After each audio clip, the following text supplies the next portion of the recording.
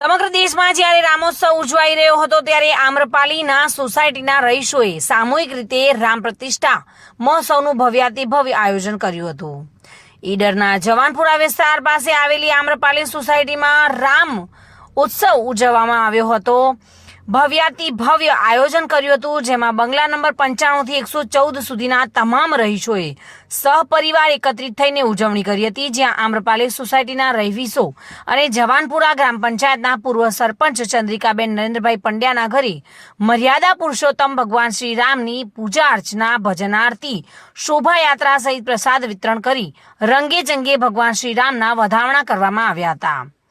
આ પ્રસંગે ભગવાન શ્રી રામના પ્રાણ પ્રતિષ્ઠા મહોત્સવમાં મુખ્ય અતિથિ રૂપે મામલતદાર પરિવાર સહિત ખાસ ઉપસ્થિત રહી ભક્તિમાં લીન થયા હતા। ત્યારે આમ્રપાલી સોસાયટી સહિત સમગ્ર જવાનપુરા વિસ્તારના તમામ ભક્તો શ્રી રામ ભક્તો શોભાયાત્રામાં જોડાઈને ધન્યતા અનુભવી હતી।